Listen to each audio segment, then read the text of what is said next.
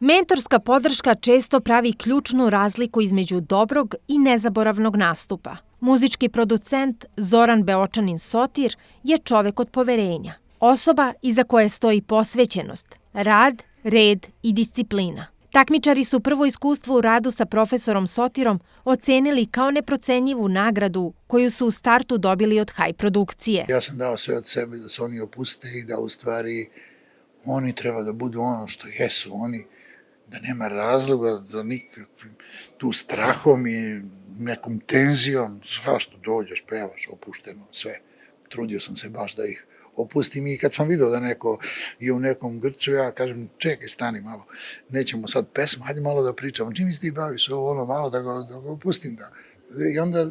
Znači, primenjivali ste i psihološke metode? Pa mora tako, znaš, šta može da promeni ta strogoća u tom trenutku? Može samo da pokvari stvari.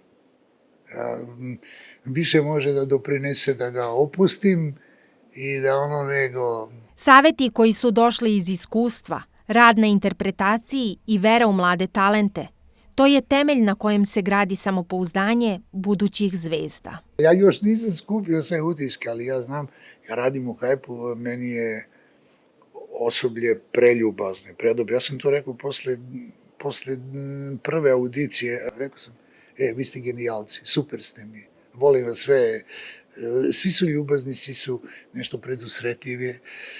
Čika Sotire treba, kaže, ne, Čika Sotire, ajde, mi smo drugari, ovo, ono. Niti se ja nešto zahtevan, niti ja tu nešto glumim, neko ludilo, neku strogoću, ono, zbog te razlike u godinama, a drugo nema razloga zato što su to u stvari, ne znam ko ih je birao, verovatno Mirković, ali to su sve vaspitana i dobra deca koja znaju svoj posao i rade ono što rade odlično.